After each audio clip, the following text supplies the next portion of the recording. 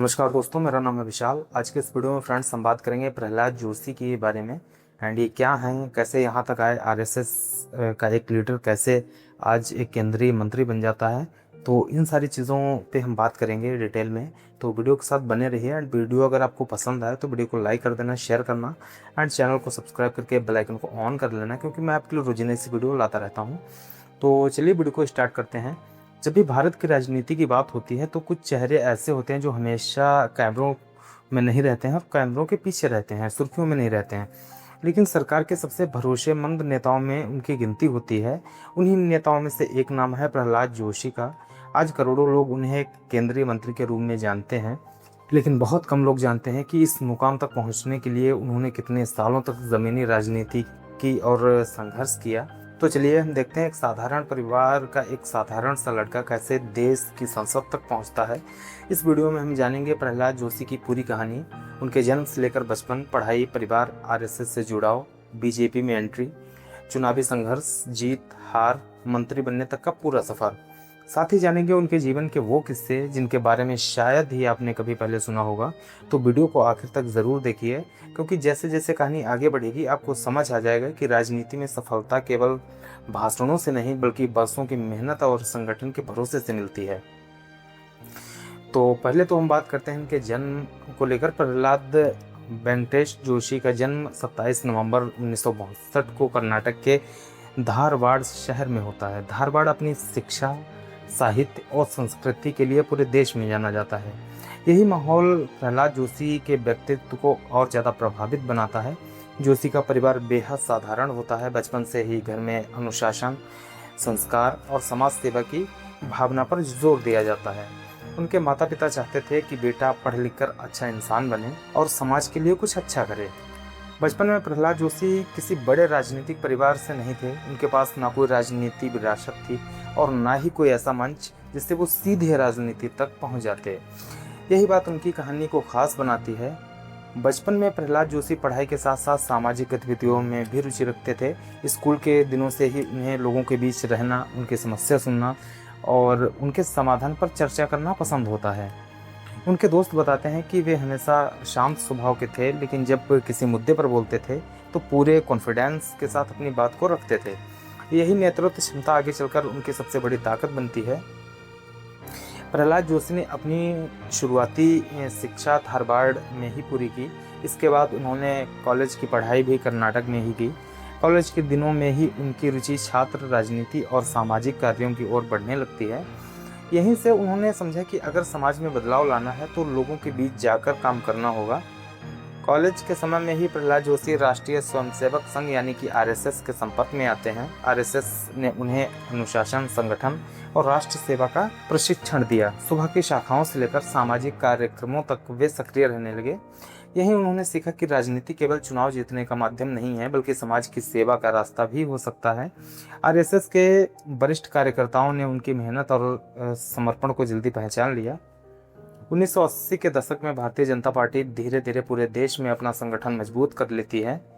इसी दौरान प्रहलाद जोशी भी बीजेपी के साथ सक्रिय रूप से जुड़ जाते हैं। शुरुआत में उन्होंने किसी बड़े नेता की तरह नहीं बल्कि एक साधारण कार्यकर्ता की तरह काम किया, जैसे कि पोस्टर लगाना, बैठकों का आयोजन करना, लोगों तक पार्टी की बात पहुंचाना और गांव-गांव जाकर संगठन को मजबूत करना। उन्होंने हर छोटी जिम्मेदारी पूरी ईमानदारी से निभाई। यही कारण था कि धीरे धीरे पार्टी के वरिष्ठ नेताओं का भरोसा उन पर बढ़ता जाता है। राजनीति में शुरुआत कभी आसान नहीं होती है। प्रहलाद जोशी को भी कई सालों तक बिना किसी बड़े पद के लगातार मेहनत करनी पड़ी और कई बार ऐसे मौके आए जब उनकी मेहनत का उनको कोई भी क्रेडिट नहीं मिला, लेकिन उन्होंने हार नहीं मानी। वे लगातार जनता के बीच जाते, लोगों की समस्याएं सुनते, संगठन को और मजबूत करते। यही निरंतरता उन्हें बाकी नेताओं से अलग बनाती चली गई। धारवाड़ के आसपास और इलाकों में धीरे धीरे लोग उन्हें एक ऐसे नेता के रूप में पहचानने लगे जो केवल चुनाव के समय नहीं बल्कि पूरे साल जनता के बीच में रहता है। वे स्थानीय मुद्दों को उठाते थे, जैसे कि सड़क, पानी, बिजली एंड किसानों की समस्याएं, युवाओं का रोजगार। इन सभी विषयों पर वो लगातार सक्रिय रहे। उनकी यही छवि उन्हें संगठन के भीतर भी मजबूत बनाती गई। 1990 के दशक तक बीजेपी कर्नाटक में तेजी से मजबूत हो रही थी। इसी दौरान प्रहलाद जोशी को संगठन में लगातार बड़ी जिम्मेदारियां मिलने लगी। उन्होंने पार्टी के लिए कई चुनावी अभियानों में महत्वपूर्ण भूमिका निभाई। उनकी सबसे बड़ी ताकत थी शांत स्वभाव, बेहतरीन संगठन क्षमता और कार्यकर्ताओं से सीधा जुड़ाव। यही वजह थी कि वे धीरे धीरे बीजेपी के भरोसेमंद नेताओं में शामिल होने लगे। पहली बड़ी राजनीतिक चुनौती उनको मिलती है संगठन में वर्षों तक काम करने के बाद। आखिरकार वह समय आ ही जाता है जब पार्टी उन्हें चुनावी मैदान में उतारने के लिए तैयार हो जाती है। यह उनके राजनीतिक जीवन का सबसे बड़ा मोड़ था। अब तक वे दूसरों के लिए चुनाव लड़वाते थे, लेकिन खुद जनता के सामने जाते थे। क्या जनता उन्हें स्वीकार करेगी? क्या बरसों की मेहनत रंग लाएगी? अब उनके दिमाग में सारे थॉट्स घूम रहे थे, या फिर राजनीति का सफर यहीं रुक जाएगा? इन्हीं सवालों के बीच शुरू हुआ प्रहलाद जोशी के जीवन का सबसे महत्वपूर्ण अध्याय, जिसने उन्हें कर्नाटकी की राजनीति से निकलकर सीधे दिल्ली की सत्ता तक पहुंचा दिया। साल था 2004। देश में लोकसभा चुनाव का माहौल था। भारतीय जनता पार्टी ने कर्नाटक की धारवाड़ लोकसभा सीट से प्रहलाद जोशी पर भरोसा जताया और उन्हें टिकट दे दिया। यह उनके राजनीतिक करियर का सबसे बड़ा मौका था। एक तरफ अनुभवी नेता थे, दूसरी तरफ जनता के बीच वर्षों से काम करने वाले प्रहलाद जोशी।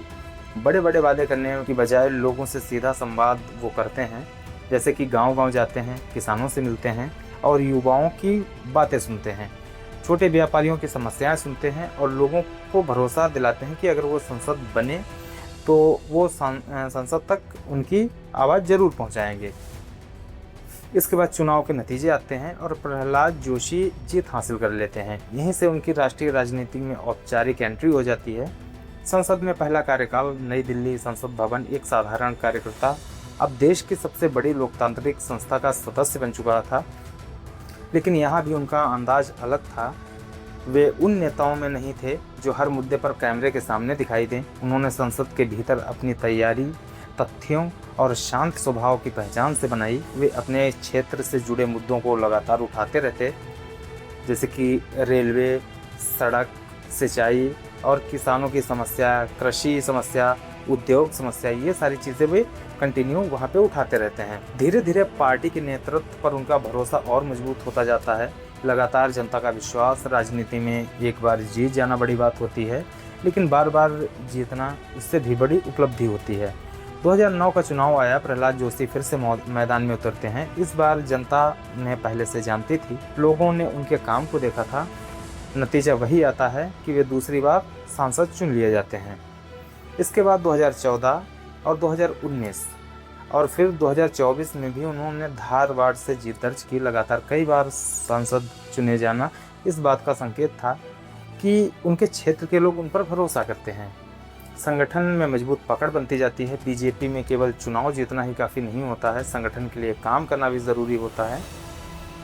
प्रहलाद जोशी इस मामले में सबसे आगे रहते हैं। वे कार्यकर्ताओं से लगातार जुड़े रहते हैं, छोटे से छोटे कार्यकर्ताओं की बात सुनते हैं। इसी वजह से उन्हें संगठन का नेता भी लोग मानने लगते हैं। उनकी छवि ऐसे नेता की बनी जो बिना विवाद के शांति से अपना काम पूरा करता है। 2014 में जब नरेंद्र मोदी पहली बार प्रधानमंत्री बनते हैं तो बीजेपी में कई नए नेताओं को नई जिम्मेदारियां दी जाती हैं। प्रहलाद जोशी भी उन नेताओं में से एक थे जिन पर शीर्ष नेतृत्व का भरोसा लगातार बढ़ रहा था।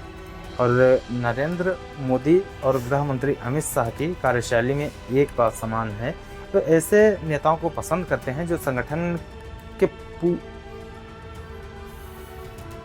के प्रति पूरी तरह समर्पित हों और बिना शोर शराबे के काम करें। प्रहलाद जोशी इस श्रेणी के नेता माने जाते हैं। यही वजह रही कि समय के साथ उनकी जिम्मेदारियां बढ़ती चली गईं। साल 2019 लोकसभा चुनाव में बीजेपी को ऐतिहासिक जीत मिलती है। इसके बाद नरेंद्र मोदी ने दूसरी बार सरकार बनाई। नए कैबिनेट में प्रहलाद जोशी को बेहद महत्वपूर्ण जिम्मेदारी दी जाती है।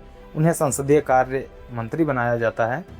इसके साथ ही उन्हें कोयला मंत्रालय और खान मंत्रालय की भी जिम्मेदारी सौंपी जाती है। यह कोई सामान्य फैसला नहीं होता है। संसदीय कार्य मंत्री का काम लगातार सरकार और संसद के बीच तालमेल बनाए रखना होता है। जब संसद चलती है, विपक्ष सवाल पूछता है, बिल पेश होते हैं, बहस होती है, ऐसे समय में संसदीय कार्य क्षेत्र की भूमिका बेहद अहम होती है। यह जिम्मेदारी केवल भरोसेमंद नेताओं को दी जाती है। संसद में उनकी कार्यशैली, प्रहलाद जोशी का स्वभाव हमेशा शांत रहना, वे बहस के दौरान संयम बनाए रखने के लिए जाने जाते हैं। संसद में कई बार हंगामे की स्थिति बनी, लेकिन उन्होंने सरकार और विपक्ष के बीच संवाद बनाए रखने की कोशिश की। हालांकि विपक्ष ने कई मौक़ों पर उनके फैसलों की आलोचना भी की। यही लोकतंत्र की खूबसूरती है, जहां सरकार के फैसलों की सराहना भी होती है और आलोचना भी। जब उन्हें कोयला मंत्रालय की जिम्मेदारी दी जाती है, तब देश ऊर्जा क्षेत्र में आत्मनिर्भर बनने की दिशा में तेजी से काम कर रहा था। उनके कार्यकाल में सरकार ने कोयला खदानों की नीलामी, उत्पादन बढ़ाने और निजी भागीदारी जैसे कई नए कदम उठाए। सरकार का दावा था कि इन फैसलों से भारत में कोयला उत्पाद बढ़ेगा और आयात और निर्भरता कम होगी। वहीं विपक्ष ने कुछ नीतियों पर सवाल उठाए। इस तरह के उनके कार्यकाल में उपलब्धियों के साथ राजनीति बहस भी चलती रही। बहुत सारे विवाद भी हुए। कोई बड़ा राजनीतिक नेता ऐसा नहीं होता है जिसके करियर में विवाद ना आए। प्रहलाद जोशी के साथ भी ऐसा हुआ। कई बार विपक्ष ने संसद संचालन, सरकारी नीतियां एंड मंत्रालय और फैसलों को लेकर उनकी आलोचना की। दूसरी ओर बीजेपी का कहना रहा है कि उन्होंने हमेशा नियमों के अनुसार काम किया और सरकार की नीतियों को प्रभावी ढंग से लागू करने का प्रयास किया। यानी कि समर्थकों ने उनके काम की सराहना तो की, वहीं आलोचकों ने कई मुद्दों पर सवाल भी उठाए।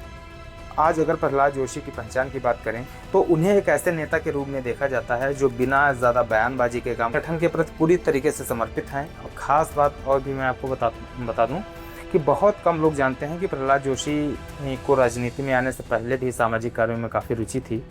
वे कई सारे सामाजिक कार्यों में हिस्सा लेते, लोगों की समस्या सुनते, उनके बीच बैठकर चर्चा करते और बिना प्रचार के मदद करते। तो आई होप फ्रेंड्स कि आपको ये वीडियो पसंद आया होगा। वीडियो पसंद आया तो लाइक करना, कमेंट करना, शेयर करना एंड चैनल को सब्सक्राइब के बेल आइकन को ऑन कर लेना। मिलते हैं नेक्स्ट वीडियो में, तब तक के लिए बाय बाय।